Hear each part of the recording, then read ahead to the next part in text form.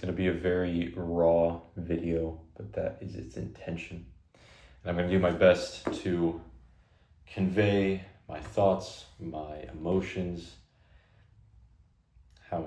what I'm doing, what I don't know what I'm doing in this video as much as possible regarding this business idea, but in a broader sense, the journey that has led me here.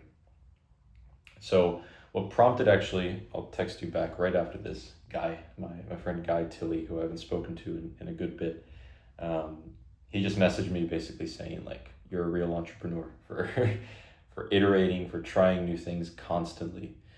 And this video comes sparked by that message. I appreciate that, Guy. But fueled more so by the insecurity I've had for a couple of years now regarding my the shiny object syndrome. It's something I've identified myself as being like plagued by, where whether it was at work or school, sometimes maybe even sports, and now in business, I'm always thinking about something else, and I'm always getting self-diagnosed, distracted by other things. And this is no different. It feels weird to say company, because it doesn't feel like a company, but this idea that I've started is another one of those. And I'll quickly run through, and I think I've talked about this in a recent video as well, but I'll quickly run through all the businesses that I've started, things that I would consider a business. The first one ever was a vegan cookie business. I was making cookies out of my apartment in Flagstaff. That whole business, start to finish, beginning to end, was about maybe 5 months long. It was right before COVID hit. And I was making cookies out of my apartment. I was selling them to 2 local cafes. At one point I sold to a third. I don't know how many cookies I made and sold all time, somewhere in the realm of probably 150, 180 cookies. I was barely making any money. I was maybe profiting. I had no idea what like COGS were and all of these terms. I didn't understand the idea of like margin, not accounting for labor at all. I was essentially working for free or even less. And it was fun. I sold cookies. I put a smile on some people's faces. I learned a lot about quality control.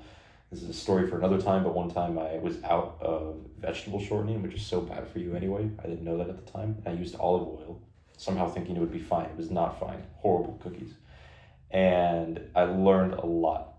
My second business, there's been so many, so I'm trying to make sure this is correct. I guess there was a small in between. I was doing basically like freelance, like basically just working for cash, doing landscaping stuff for this guy. He owned a bunch of properties in Flagstaff, and I found him on Craigslist. I would just work for him for like, I think it was 20, maybe 25 at one point an hour. It was good work, painting, repairing things, snow shoveling, snow off the roofs, picking up leaves, fun stuff outside, moving the body. Third business, this is where it got a little bit more serious. I started with, I'm trying to keep this brief, but I started a business with my 4 best friends, roommates over in Flagstaff. It was an Airbnb glamping business. The Instagram is still up if you want to check it out. It's Desert Nights LLC. And it was another incredible experience, even more so than the vegan cookie business by far. Like, we were absolutely grinding out there. We had no idea what we were doing. We all kind of had our own backgrounds and like certain expertises that helped in the project. And it was super fun, super, at least internally rewarding. Financially, it was a bit more of a question. At all said and done, I think we all came out a few $100s in the green, maybe. And yeah, that eventually got shut down because of zoning laws, which we should have been aware of. We learned the hard way, but still, nonetheless, it was an incredible, incredible experience, and I wouldn't trade it for anything. I had to quit my job at Pizzicato at the time, and I quit on very bad terms. I could not handle the it was probably at one point like 14, 15-hour days between the 2 projects. And then after that, I started working for this, the real estate developer. Me and my friends up there were working for him. Again, I kind of was doing handyman work. I think my official title was assistant general contractor. That kind of felt like not really a business, I would describe it, but it was freelance. It was, yeah, I was learning a lot. The guy that was right above me, great guy, he taught me a lot about everything in homes, electrical, insulation, paint, drywall quality, all this stuff, concrete even. Yeah, it was fun. It was fun, to be honest. I worked with the framers there, great stuff. From there, I had a brief stint in doing online personal training through ATG. That kind of took over my life for a brief moment. I went to Florida in April. No, yeah, April of 2022. This is when everything kind of shifted in life big time. I Yeah, I went over there. I thought like personal training was going to be my future. I honestly thought I was going to get rich within a matter of months. I was the first, at the time, I was the first and only ATG level 2 coach in all of Arizona. And I thought that was like incredibly prestigious and that I was going to just rake in the money. And that was not the case. It couldn't be further from the truth. I had one client in Sedona, one client online in Mexico, and I think that was it. Barely made any money. I don't even know what happened with the online client. Things just fizzled out. She paid me one time for, it was like $50 for a month or something. Yeah, that was it. I found out that way that just not really what I like doing, what I want to do.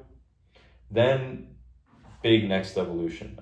During this whole time, I guess I actually, to backtrack it a little bit, I started a vegan, uh, club? Yeah, vegan club, college club at my university. I was running the social media. That just kind of threw me in the fire of learning how to edit videos. It was really bad at the time. I remember looking back, and it's so bad. The editing, everything about it is so bad.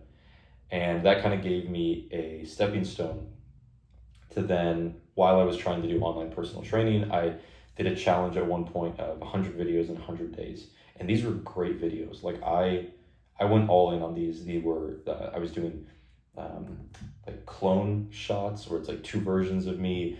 I was doing just elaborate editing, to be honest. Looking back on it, I'm very impressed at like what I was able to do in 100 days with such little experience. And that kind of set the stage for then my social media career, if you will. I worked for a fitness equipment company for a year, almost exactly, or a little more than a year, and got fired from there. Different story. And then I was kind of left on my own. I went from having this, level of responsibility for something that, feeds me to this, basically zero, in one day, like overnight, or essentially overnight. And I know I'm kind of getting sidetracked here, but this is honestly mostly for me to look back on because I want to document these things. But that day when I got fired, I was actually in Vanuatu. It's a small country off the coast of Australia. I got fired. I was in the middle of nowhere essentially, and I went on a run in my barefoot sandals and hadn't run in months. It was one of the most beautiful runs of my life. It wasn't even that long, to be honest. It was like 20, 30 minutes. Felt incredible, and that's when like the real work began. So then I started a company at the time. It was called Real Confident Creation. Great name. And I did a cohort in January of, I think this would have been, I don't even, I'm messing up my timelines here. Because I know I did that couldn't have been 2024, could it have been? No. Maybe it was. Anyway, I did a cohort in January. 2024 seems too recent to have been. Anyway, yeah. And that was a pretty big success. I had something like 15 or 20 people do it. A lot of them still are incredible video editors because of it for their own brands. It inspires me to maybe do that again. That's a different story as well. But that was amazing. That then transitioned to what I'm doing now, which is like done for you video editing. Me and my two editors as a team, we edit for 7 coaches around the world. And that's kind of been my business for the timelines are all screwed. 2.5, 3 years or so. And yeah, I mean, that's allowed me to travel all over the world. I've been to 23 countries. I've lived out of a backpack and a duffel bag for years now. I spent a long time in Europe, hostels, beaches, cities. I was in Australia for a bit, like visiting friends in Norway and Croatia. I lived in Croatia for 3, 4 months, lived in Montenegro for 3, 4 months. Just a lot, meeting. I don't even know how many people I've met around this time. And anyway, to bring it all back in, where I'm at now and why I'm saying all this stuff is I'm 27. I'm in no, I mean this without any pride. That's something I've been actually meditating on a lot, is the sin of pride. And everyone that knows me, and I know within myself, that I am an extremely, what's the word, like innovative person, especially when it comes to anything like in the physical realm, whether that be in the kitchen or like simply fixing something, fixing furniture, fixing a door, building something, whether it be out of wood or scraps of whatever. Like that's my bread and butter. I love doing that, and I think I will love doing that till the day I die. Again, whether it's with food or non-food items, I can put things together extremely well. That's my craft. And this has simultaneously been a blessing and a curse for almost my entire life.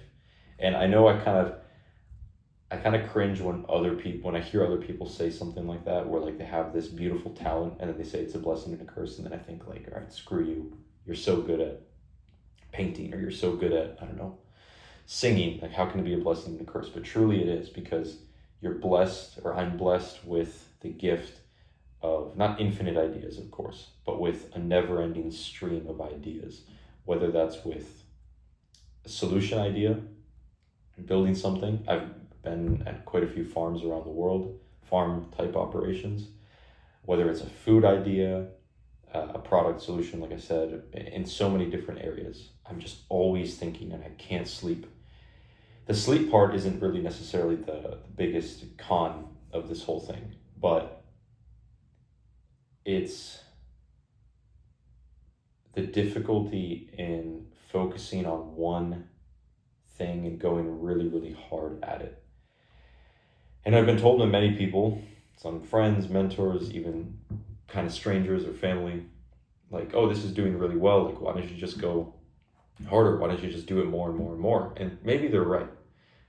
But there's this deep part inside of me, this deep faith. I'm kind of getting to the crux of the video, I promise.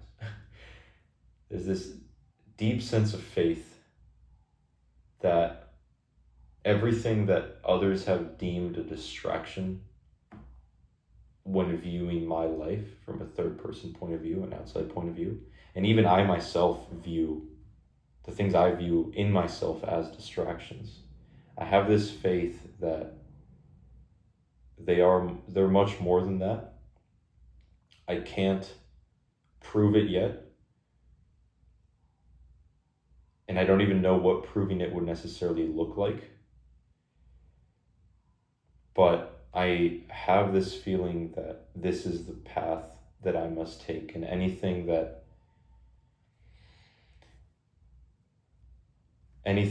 deviates, or anything that forces me to deviate from expressing not expressing the ideas, but acting or executing upon the ideas, is gonna probably do me long-term more harm than good. Now, this is obviously a fine line to ride, because, an indefinite number of ideas with a infinitely small longevity of execution on the idea is gonna lead to 1,000 started projects and nothing finished. And to be fair to myself, I'm not really one to, depends what you mean by finish, but I'm not really one to start something and not finish it. For example, like dishes, like if I start dishes, I'm finishing the dishes. Homework, if I start homework, I'm finishing the homework. It's maybe more so a problem of starting and finishing too many different things. Like I've started, oh, I forgot to mention I had a wood, like a physical product business for these. I was making like wooden trees and leather goods and stuff. That was another tiny little thing about a year ago. But like I started that, it was fun. I sold a few items. I hope the people that bought those items enjoy the items still to this day. And that was kind of the end of that. And like, will this just be 20 sales and then that's it? Or will it, blossom into something much, much, much bigger? Of course, I'm hoping that it'll turn into something more real.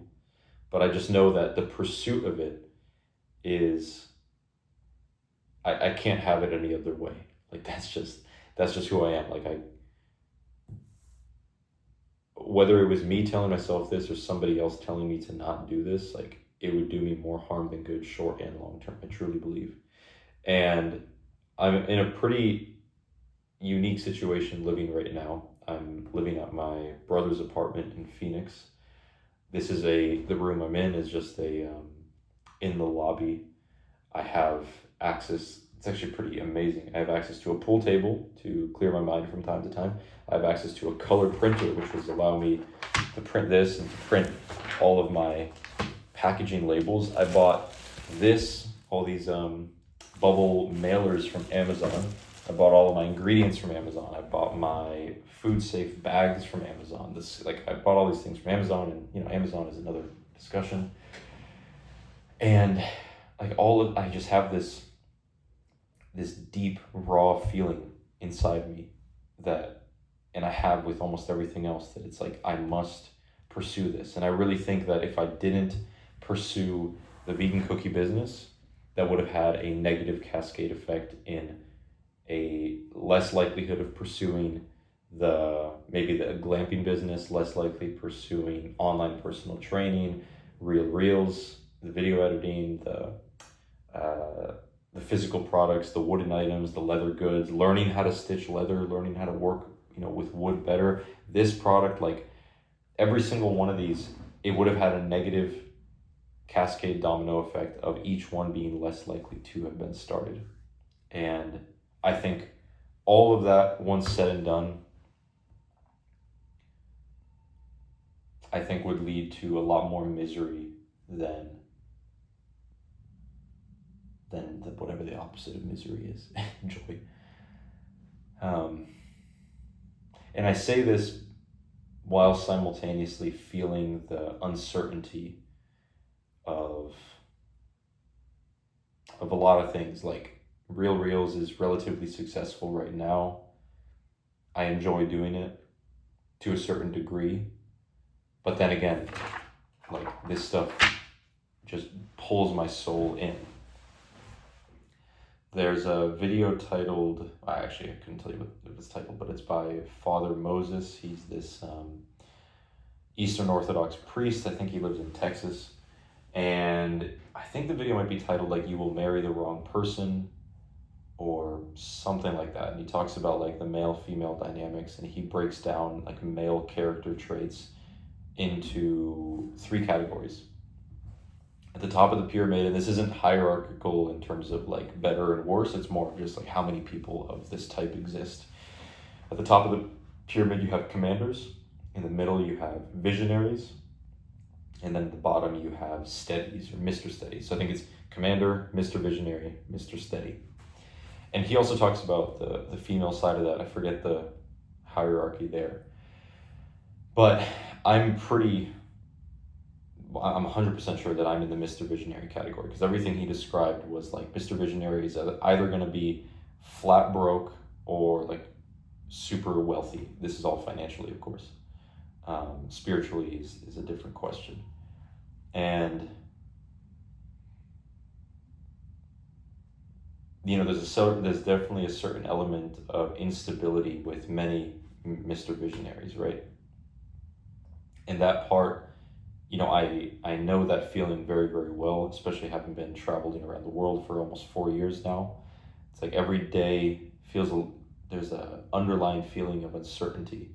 And I've learned to, I don't want to say thrive in that uncertainty, because that's not really the feeling that I have. I know some people will say, Whether or not it's true, I don't know, but people will say that they thrive under pressure. And for me at least, I know that I would never say that I thrive under pressure, but I would say that I can handle it very well and I can like channel it into constructiveness, but I wouldn't describe it as thriving. And